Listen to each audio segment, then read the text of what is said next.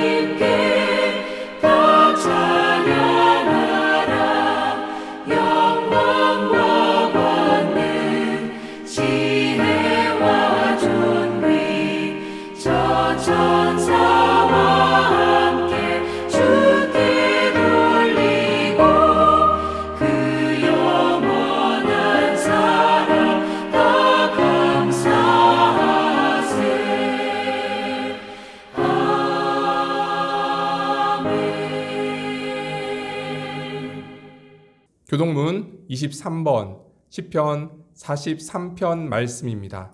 저와 여러분이 한 절씩 교독하겠습니다. 하나님이여 나를 판단하시되 경건하지 아니한 나라에 대하여 내 송사를 변호하시며 주는 나의 힘이 되신 하나님이시거늘 어찌하여 나를 버리셨나이까.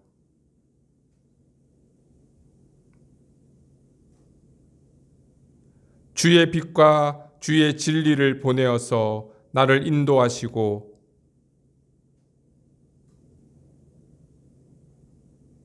그런즉 내가 하나님의 제단에 나아가 나의 큰 기쁨의 하나님께 이르리이다.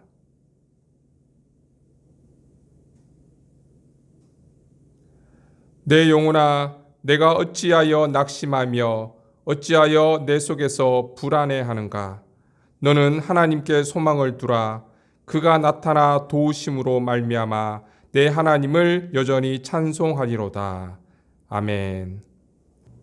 다 같이 사도신경으로 신앙 고백 드리겠습니다. 나는 전능하신 아버지 하나님 천지의 창조주를 믿습니다. 나는 그의 유일하신 아들 우리 주 예수 그리스도를 믿습니다. 그는 성령으로 잉태되어 동정녀 마리아에게서 나시고 본디오 빌라도에게 고난을 받아 십자가에 못 박혀 죽으시고 장사된 지 사흘 만에 죽은 자 가운데서 다시 살아나셨으며 하늘에 오르시어 전능하신 아버지 하나님 우편에 앉아 계시다가 거기로부터 살아있는 자와 죽은 자를 심판하러 오십니다. 나는 성령을 믿으며 거룩한 공교회와 성도의 교제와 죄를 용서받는 것과 몸의 부활과 영생을 믿습니다. 아멘. 찬송가 93장 함께 찬양 드리겠습니다.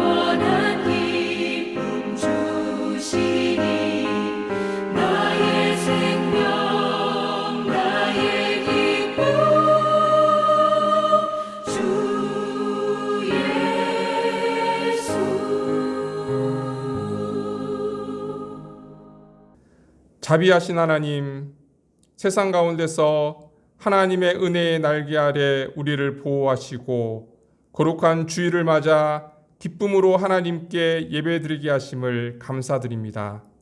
비록 코로나로 인해서 함께 예배드리지 못하고 각자의 처소에서 예배를 드리지만 하나님을 영화롭게 하는 귀한 예배가 되게 하여 주옵소서. 아벨의 제사처럼 온 마음과 정성을 다해 우리의 전인격을 올려드리는 예배가 되게 하시며 이 예배를 통해 하나님과의 깊은 영적인 교제가 이루어지게 하옵소서. 혼란한 세상 속에서 주님만 바라보고 의지하지 못했음을 고백합니다. 주님을 닮기보다 세상을 바라보며 탐했던 우리들의 마음을 이 시간 성령의 불로 태우시고 깨끗이 씻어 주시옵소서. 주님의 말씀대로 항상 기뻐하며 치지 않고 기도하며 범사에 감사한 삶을 살아가게 하옵소서. 주어진 삶의 자리에서 주님께서 허락하신 사명을 잘 감당하게 하시고 마음의 생각이 주님의 뜻을 찾고 구하게 하시고 입술의 언어가 주님을 높이며 찬양하기를 원합니다. 불평보다는 감사를, 원망보다는 찬양을, 두려움보다는 하나님을 향한 신뢰가 더욱 깊어지게 하옵소서. 6월은 호국 보훈의 달입니다. 하나님께서 이 나라와 민족을 지키시고 보호해 주셨습니다. 하나님의 은혜로 진정한 자유민주주의와 종교의 자유를 누리게 되었습니다. 6월을 보내면서 하나님의 사랑과 은혜를 기억하고 감사하게 하시고 특별히 이 나라를 지키기 위해서 목숨을 바쳐 희생했던 수많은 순교자들과 유공자들을 기억하게 하옵소서. 하나님께서 세워주신 믿음의 공동체가 기쁨의 공동체, 선한 능력을 드러내는 공동체가 되기를 원합니다. 한 마음과 한 뜻으로 서로 사랑하며 섬기는 공동체가 되게 하시고 이웃들에게 사랑을 나누며 그들과 함께 하나님 나라를 만들어가는 교회가 되게 하여 주옵소서. 우상 숭배로 가득한 이 인도 땅에 수많은 교회 리더들과 목회자들을 기억하여 주옵소서.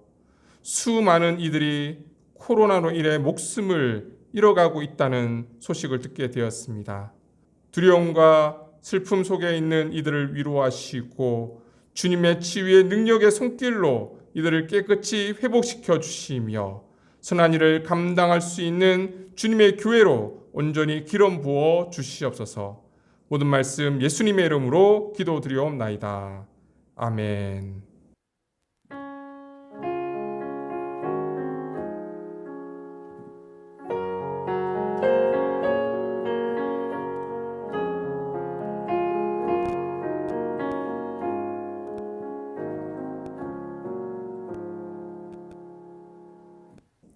이 시간 온라인으로 함께 예배드리는 모든 분들에게 하나님의 은혜와 평강이 함께 하시기를 축복합니다. 아쉬운 소식이 있습니다. 그동안 우리와 함께 신앙생활을 했던 이수진 자매님께서 그동안 학업을 잘 마무리하고 한국으로 복귀하게 되었습니다. 교회학교 교사로 봉사하면서 우리 어린아이들을 너무나 잘 섬겨주셔서 진심으로 감사드립니다. 한국에서 준비하는 모든 일들 가운데 하나님의 은혜와 축복이 함께 하시길 바라고 여러분들도 수진 자매님을 위해서 계속해서 기도해 주시기 바랍니다. 매주 수요일 진행되는 수요 오전 기도회 모임을 기억해 주시고요. 준비해 오신 헌금은 온라인으로 입금해 주시기 바랍니다. 나머지 광고는 주보를 참조해 주시기 바랍니다. 하나님께서 오늘 우리에게 주시는 말씀은 빌립보서 1장 12절에서부터 18절까지의 말씀입니다. 이제 하나님의 말씀을 받들어 봉독하겠습니다. 형제들아, 내가 당한 일이 도리어 복음 전파의 진전이 된 줄을 너희가 알기를 원하노라. 이러므로 나의 매임이 그리스도 안에서 모든 시위대 안과 그 밖에 모든 사람들에게 나타났으니 형제 중 다수가 나의 매임으로 말미암아 주 안에서 신뢰함으로 겁없이 하나님의 말씀을 더욱 담대히 전하게 되었느니라. 어떤 이들은 투기와 분쟁으로, 어떤 이들은 착한 뜻으로 그리스도를 전파하나니 이들은 내가 복음을 변증하기 위하여 세우심을 받은 줄 알고 사랑으로 하나 그들은 나의 매임에 괴로움을 더하게 할 줄로 생각하여 순수하지 못하게 다툼으로 그리스도를 전파하느니라. 그러면 무엇이냐? 거칠애로 하나 참으로 하나 무슨 방도로 하든지 전파되는 것은 그리스도니 이로써 나는 기뻐하고 또한 기뻐하리라. 아멘.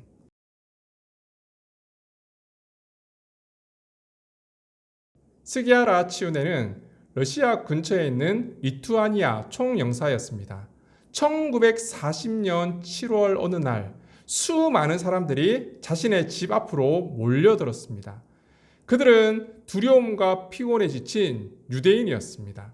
폴란드 게슈타포의 순화기에서 가까스로 벗어나서 도망 중이었던 거예요. 그들은 일본 비자를 받으면 세계 어느 곳이든 갈 수 있다는 소식을 듣고 그에게 찾아온 것이었습니다. 유대인 대표로부터 그들의 절박한 상황에 대한 보고를 받은 리투아니아 신임 총영사는 그들에게 비자를 발급해 주고 싶었어요. 그래서 일본 중앙정부에 타진을 했습니다. 3번씩이나 타진을 했는데 돌아온 답변은 하나였습니다. 비자를 거부하라라는 명령뿐이었어요. 스기아라는 깊은 고민에 빠졌습니다. 내가 비자를 거부하고 총영사로서 외교관으로서 계속해서 출세의 길을 갈 것인가? 아니면 출세의 길을 포기하고 하나님께서 나에게 보내주신 저 생명을 살릴 것인가? 결국 스기아라는 출세길을 포기하고 그들의 생명을 살리는데 자신의 전생애를 걸었습니다. 그는 비자를 발급해 주는데 밥 먹을 시간도 없이 잠잘 시간도 없이 그렇게 비자를 발급해 주었습니다. 그에게 주어진 시간이 넉넉지 않았습니다. 28일간 그는 비자 업무를 했는데요. 무려 6,000명이나 되는 유대인에게 비자를 발급해 주었고 그들의 생명을 살리게 되었습니다. 이 일로 인해서 러시아는 일본 영사관 퇴거 명령을 내리게 됩니다. 또한 일본 본부는 비자 발급을 거부하라는 명령을 어기고 비자를 발급해 준 총영사를 소환하고 영사관을 폐쇄해 버리고 말았습니다. 그리고 그는 영원히 외교계에서 쫓겨나 버리고 말았던 거예요. 그 후에 그는 여러 직장을 전전하면서 가난한 삶을 살다가 그렇게 세상을 떠나게 되었습니다. 하지만 그의 아들은 그 아버지에 대해서 이렇게 말을 합니다. 아버지는 꿈을 이루었다며 기뻐하셨습니다. 하나님께서 아버지에게 올바른 일을 하라고 요구하셨을 때 순종하셨기 때문입니다. 오늘 본문의 바울은 로마 감옥에서 내가 기뻐하고 또한 기뻐하리라 라고 고백하고 있습니다.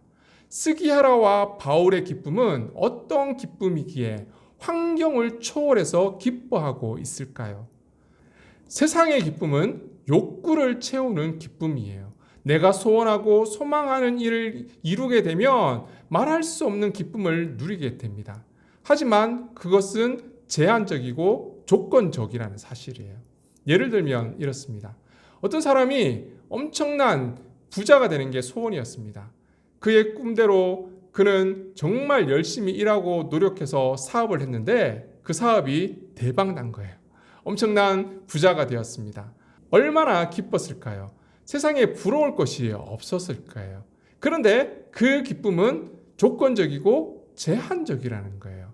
부자일 때만 기쁘다는 거예요.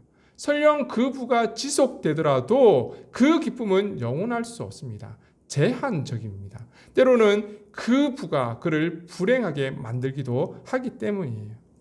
그런데 오늘 본문의 바울이 기뻐하고 있는 것은 환경을 초월한 기쁨입니다. 기뻐하고 기뻐하리라. 이 고백은 지금 내가 너무 기뻐서 행복한 것은 말할 것도 없고 앞으로도 미래에도 기뻐할 것이다 라는 고백인 거예요. 그 기쁨이 지속되고 영원할 것이라는 거죠. 놀랍지 않습니까? 어떻게 이런 기쁨을 누리며 살아갈 수가 있습니까? 이것이 진정한 믿음의 삶인 거죠. 진정한 믿음의 사람은 주어진 사명을 감당하면서 기쁨을 누리는 거예요. 오늘 본문의 바울도 마찬가지입니다.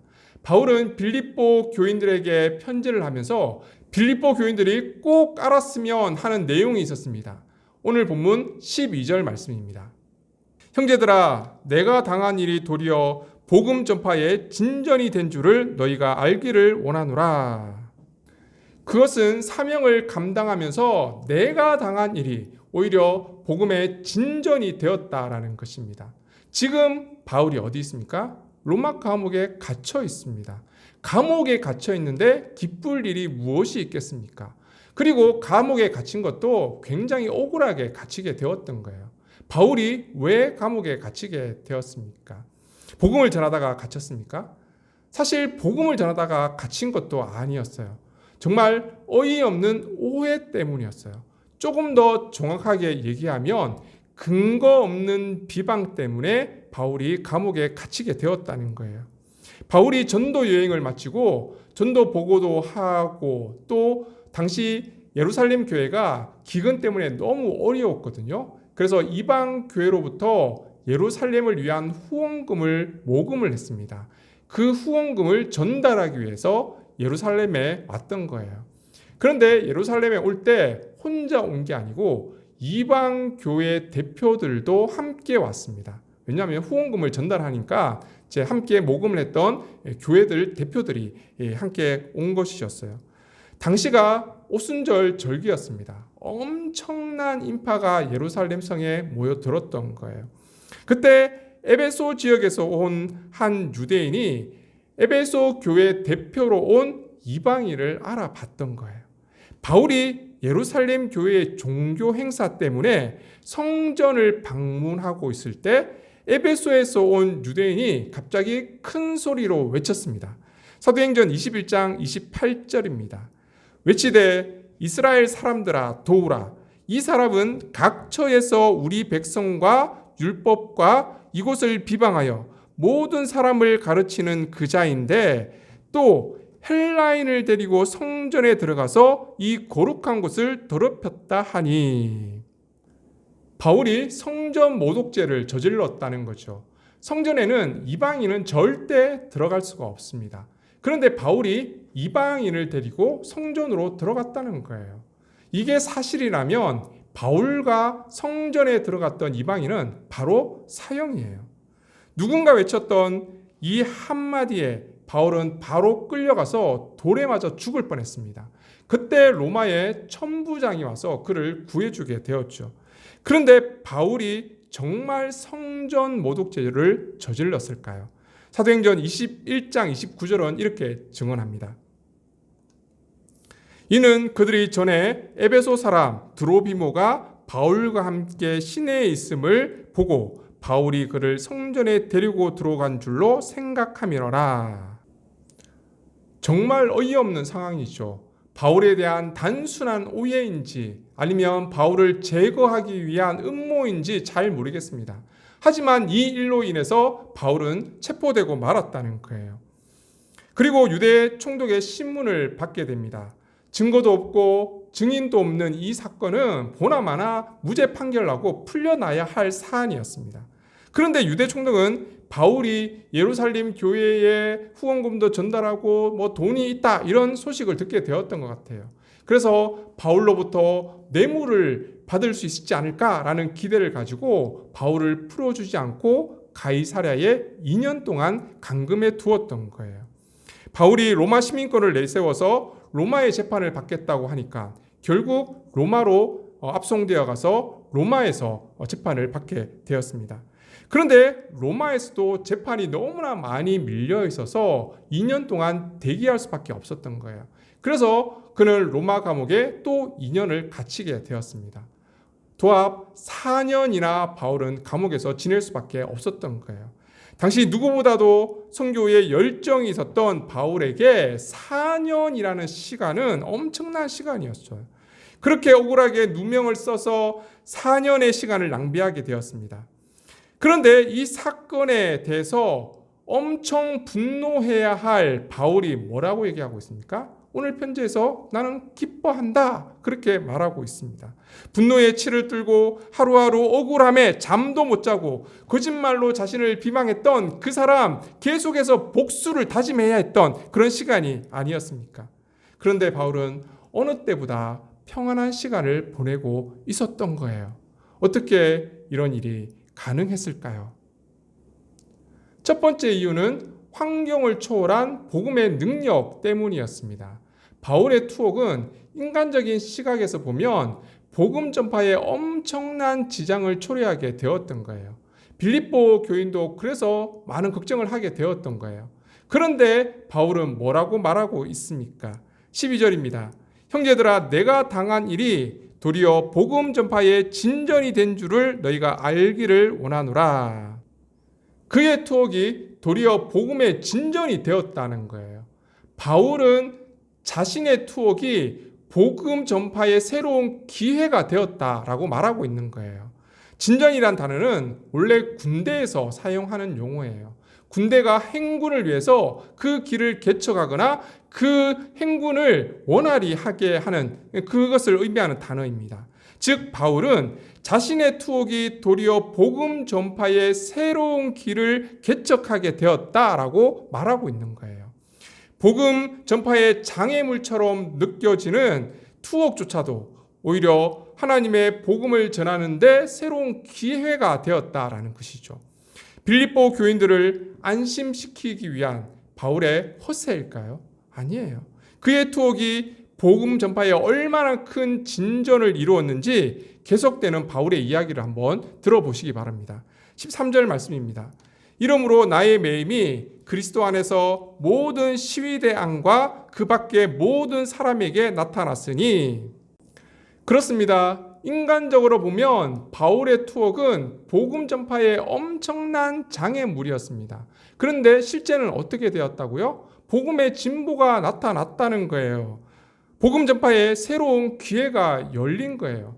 일반적인 상황에서는 복음을 전할 수 없는 시위대 사람들과 기타 이방인들에게 복음을 전할 수 있는 기회를 얻게 된 거예요. 시위대는 황제 직속의 로마 방위를 책임지던 사람이었습니다. 로마 최정예 부대였습니다. 그래서 황제와 친분이 있는 사람들이거나 또는 황제나 귀족의 친척 등이 소속된 경우가 굉장히 많았다는 거예요.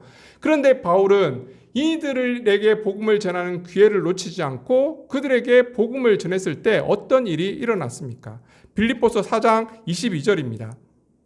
모든 성도들이 너희에게 문안하되 특히 가이사의 집 사람들 중 몇이니라. 가이사는 로마 황제의 칭호예요. 로마에 엄청난 영향력을 끼칠 수 있는 사람들이 바울을 통해서 복음을 접하게 되었고 그리스도인이 되었다는 거예요. 이런 복음의 진전이 나타나는 것을 보고 바울이 어찌 기뻐하지 않을 수 있었겠습니까? 또한 그러한 광경을 보고 많은 사람들이 두려움 없이 복음을 전파하게 되었습니다. 14절 말씀입니다. 형제 중 다수가 나의 매임으로 말미암아 주 안에서 신뢰함으로 겁 없이 하나님의 말씀을 더욱 담대히 전하게 되었느니라. 감옥에서도 복음을 전파하는 바울의 모습이 성도들에게 격려가 되었고 더욱 담대히 복음을 증거하게 하는 기폭제가 되었다는 거예요. 이것은 무엇을 의미합니까? 복음 전파자는 매일 수 있지만 복음은 결코 매일 수 없다는 거예요. 다시 말하면 복음에는 환경을 초월한 능력이 그 속에 있다는 것입니다. 사도행전 8장을 보면 더욱 자세한 내용이 나옵니다. 당시 초대교회에 엄청난 박해가 있었습니다. 그때 스데반도 순교하게 되었습니다. 그런데 복음이 중단되었습니까? 결코 그렇지 않습니다. 오히려 복음이 비약적으로 확장되는 계기가 되었던 거예요. 그 박해 때문에 뿔뿔이 흩어진 사람들이 자신이 가는 곳곳마다 복음을 전하게 되었습니다.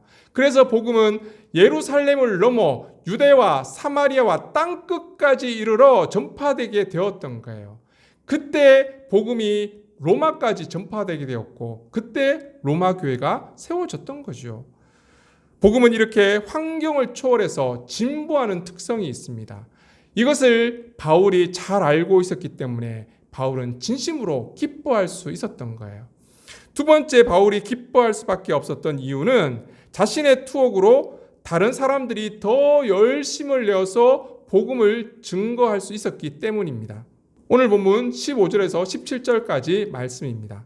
어떤 이들은 투기와 분쟁으로, 어떤 이들은 착한 뜻으로 그리스도를 전파하나니 이들은 내가 복음을 변증하기 위하여 세우심을 받은 줄 알고 사랑으로 하나 그들은 나의 매임에 괴로움을 더하게 할 줄로 생각하여 순수하지 못하게 다툼으로 그리스도를 전파하느니라. 바울이 로마에 도착했을 때 로마 교인들의 반응은 두 가지였습니다. 로마 교회 사람들은 이전에 바울을 본 적이 한 번도 없었어요.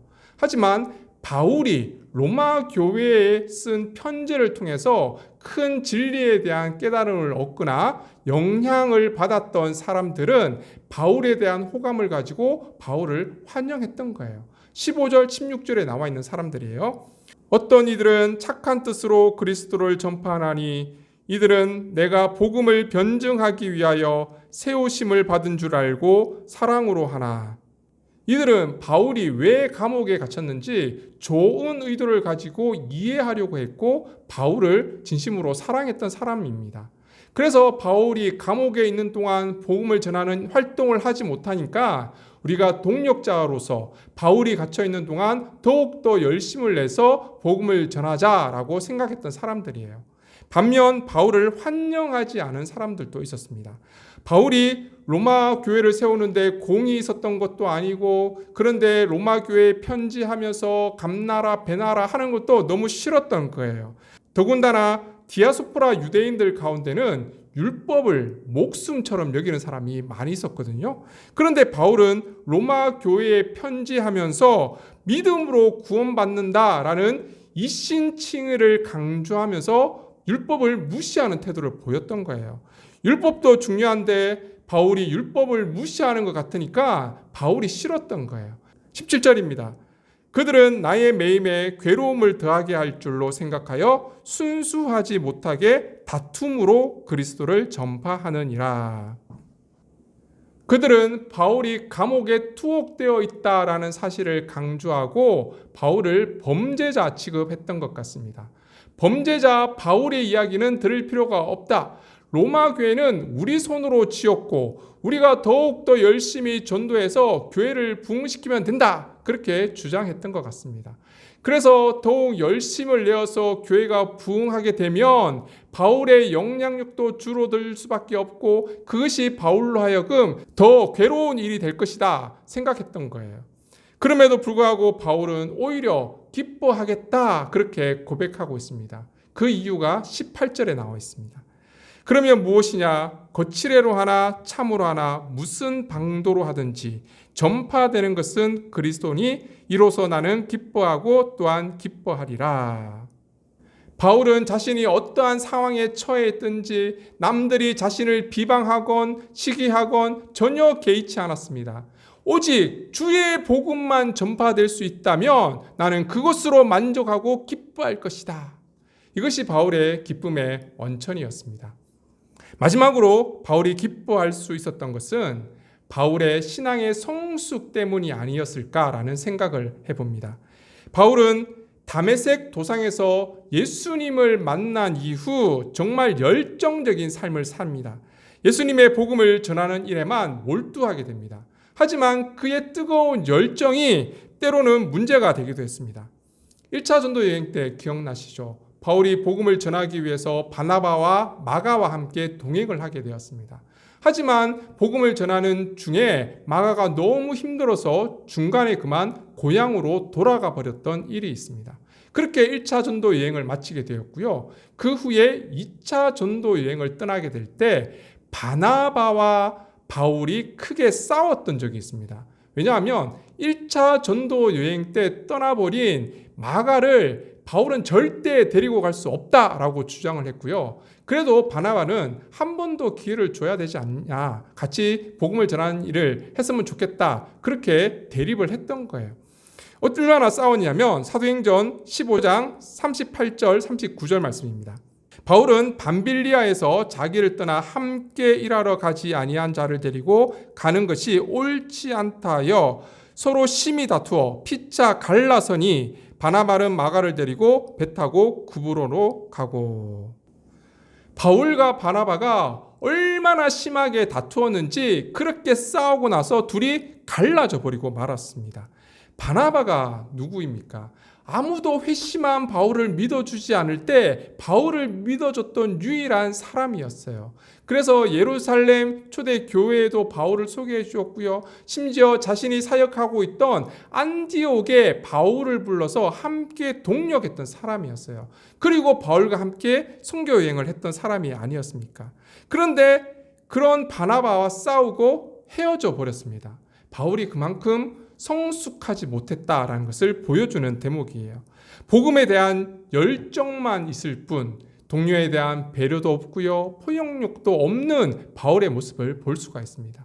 그런데 오늘 본문 18절 말씀을 보고는 바울이 정말 많이 변했구나라는 생각에 놀랄 수밖에 없습니다. 그러면 무엇이냐? 거칠애로 하나 참으로 하나 무슨 방도로 하든지 전파되는 것은 그리스도니 이로써 나는 기뻐하고 또한 기뻐하리라. 인생의 연륜과 여유와 겸손함마저 느껴지지 않습니까? 오랜 시간 동안 복음과 함께하면서 바울 자신도 이렇게 변했던 거예요. 심지어 빌립보서 2장 3절에는 이렇게까지 말을 하고 있습니다. 오직 겸손한 마음으로 각각 자기보다 남을 낮게 여기고. 진정한 복음의 삶은 이처럼 신앙의 성숙을 가져오게 됩니다. 그리고 신앙의 성숙은 복음 안에서 진정한 기쁨을 누리게 된다는 거예요. 예수님의 제자 요한을 한번 보십시오. 우리는 요한을 무엇이라고 부릅니까? 사랑의 사도라고 부릅니다. 요한일서 4장 7절 8절 말씀입니다. 사랑하는 자들아 우리가 서로 사랑하자. 사랑은 하나님께 속한 것이니 사랑하는 자마다 하나님으로부터 나서 하나님을 알고 사랑하지 아니하는 자는 하나님을 알지 못하나니 이는 하나님은 사랑이심이라. 이렇게 사랑이 풍부했던 요한이 한때는 어떤 별명을 가지고 있었는지 기억하십니까? 예수님께서 직접 지어주신 별명이에요. 마가복음 3장 17절입니다. 또 세베대의 아들 야고보와 야고보의 형제 요한이니 이 둘에게는 보아너게 곧 우레의 아들이라는 이름을 더하셨으며. 예수님께서 왜 이런 별명을 지어주셨을까요? 성격이 정말 과격했거든요. 한 번은 예수님 일행이 예루살렘에 가기 위해서 사마리아 한 성을 들르게 되었습니다. 그런데 마을 사람들이 예수님 일행을 환영하거나 맞주어 주기는커녕 그들을 거절해 버렸던 거예요. 그랬더니 요한과 야고보 이 형제가 얼마나 화가 났던지 이렇게 얘기합니다. 누가복음 9장 54절 말씀이에요. 제자 야고보와 요한이 이를 보고 주여 우리가 불을 명하여 하늘로부터 내려 저들을 멸하라 하기를 원하시나이까? 주님, 하늘에서부터 불을 내려 저들을 다 멸해버리시죠. 예수님께서 왜 보아느게라고 별명을 지어주신지 이제 이해가 되시죠. 그런 요한이었어요. 그런데 그런 요한이 사랑의 사도가 되었다는 건 복음의 능력 때문에 가능한 일이었습니다. 복음의 능력 때문에 신앙의 성숙이 나타나게 되었고요. 그 가운데 진정 사랑의 삶, 기쁨의 삶을 살 수 있었던 거예요. 바울과 요한의 삶에 있어서 진정한 기쁨의 원천은 바로 복음이었습니다. 이 복음이 감옥이라는 환경의 장애물을 극복할 수 있게 되었고요. 또한 자신을 비방하며 자신을 반대하는 사람이 있음에도 불구하고 기뻐할 수 있게 되었고 신앙의 성숙을 가져오게 되었다는 겁니다. 사랑하는 성도 여러분, 복음 안에 거하는 삶을 살아갈 수 있기를 바랍니다. 복음 안에서 이 어려운 시대의 환경을 극복해 나갈 수 있기를 바랍니다. 그리고 나를 괴롭히는 사람들과의 관계 속에서도 기쁨을 유지하고 또한 복음 안에서 우리의 신앙이 날마다 성숙해 나갈 수 있기를 주님의 이름으로 축원합니다. 기도드리겠습니다. 거룩하신 하나님, 오늘은 바울이 감옥이라는 환경 속에서도 자신을 비방하는 사람들과의 관계 속에서도 기뻐할 수밖에 없는 이유에 대해서 살펴보았습니다. 그것은 바로 복음 때문이었습니다. 그 복음의 능력이 바울을 더욱 성숙한 신앙인으로 만들어 주었고, 이로 인해서 바울은 더욱 기뻐하는 삶을 살 수 있게 되었습니다. 하나님, 오늘 우리도 복음 안에 거하기를 원합니다. 복음으로 인해서 오늘 우리의 환경을 뛰어넘게 하시고 인간관계를 뛰어넘게 하시고 더욱 성숙한 신앙인으로 자라갈 수 있는 저희들이 될 수 있도록 축복하여 주시옵소서. 모든 말씀 예수님의 이름으로 기도드립니다. 아멘. 찬송가 293장 부르시면서 준비해 오신 예물을 하나님께 올려드리겠습니다.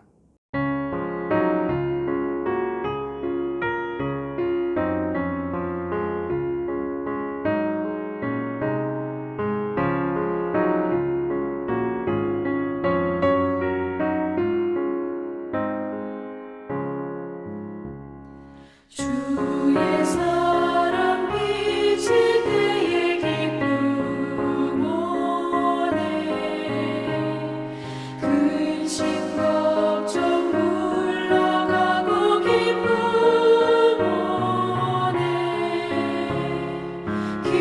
기도하게 하시며 힘이 언덕 물리쳐 주의 사랑 비칠 때 기쁨 오네 그 큰 사랑 내 맘속에 충만하게 비칠 때에 찬송하네 그 큰 사랑 내 맘속에 화평함과 기쁨 주네 그 큰 사랑 주의 사랑 비칠 때에 이 세상은 아름답고 활기차게 다 변하네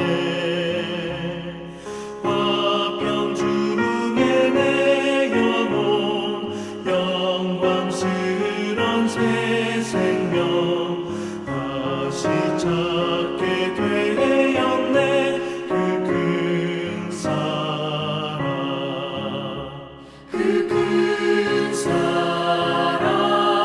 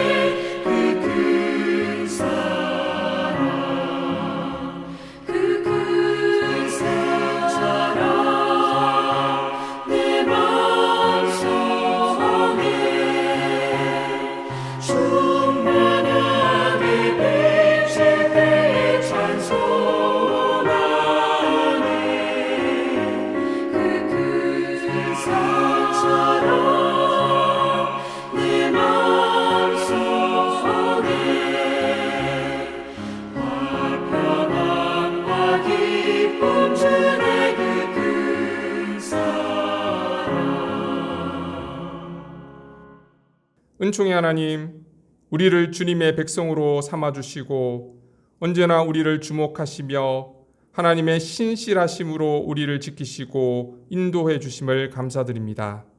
부족하지만 우리의 삶을 통해 하나님의 사랑을 나누게 하시고 험한 세상 속에서 더욱 하나님을 의지하게 하시고 하나님의 뜻을 이루며 살아가는 삶이 되게 하여 주옵소서. 이 시간 우리의 가정과 직장을 지켜주신 하나님의 은혜와 사랑에 감사하며 정성껏 준비한 예물을 하나님께 올려드립니다. 과부의 두렙돈과 같이 주님 기뻐 받아 주시고 하늘나라 영광 삼아 주옵소서. 예물드린 손길을 축복하시고 이 예물이 세상에 흘러갈 때에 주님의 몸된 교회를 세우고 이웃을 섬기며 생명을 살리는 귀한 하나님 나라 사역을 위해 아름답게 사용될 수 있도록 축복하여 주옵소서. 새로운 한 주간의 삶을 하나님의 손에 올려드립니다. 주님 안에 참된 평안과 기쁨의 삶이 되게 하여 주옵소서. 진학과 진로를 준비하는 주님의 자녀들에게 은혜를 베풀어 주셔서 주님 안에서 자신의 꿈을 잘 이루어갈 수 있도록 인도하여 주옵소서. 믿음의 공동체에서 함께 신앙생활을 했던 수진 자매가 인도에서의 학업을 마치고 한국으로 복귀합니다. 그동안 교회학교 교사로서 주님의 사랑으로 어린 영혼들을 잘 돌보며 섬기게 하심을 감사드립니다. 수진 자매의 헌신과 충성을 주님 기뻐 받아주시고 새롭게 시작하는 삶의 여정 가운데 하나님께서 친히 동행하시며 그 발걸음을 인도하여 주옵소서. 여호와 이레의 하나님께서 예비하신 축복의 길로 그 삶을 인도하시고 어디에 가든 무엇을 하든 하나님의 뜻을 이루며 하나님께 영광 돌리는 삶이 되게 하여 주옵소서. 주어진 삶의 자리에서 주신 사명 감당하며 하나님의 비전을 이루어가는 귀한 수진 자매가 될 수 있도록 축복하여 주시옵소서. 모든 말씀 예수님의 이름으로 기도드리며 이제는 믿음의 주요 온전케 하시는 우리 구주 예수 그리스도의 은혜와 하나님 아버지의 무한하신 사랑하심과 성령님의 교통하심이 환경과 인간관계의 모든 장애물을 복음의 능력으로 극복하고 성숙한 신앙인으로 주님 안에서 참된 기쁨을 누리며 살아가기를 원하는 사랑하는 주님의 백성들과 그 자녀들 위해 한국으로 복귀하는 수진 자매와 모든 선교사님들 위해 이제로부터 영원토록 함께 하시기를 간절히 축원하옵나이다. 아멘.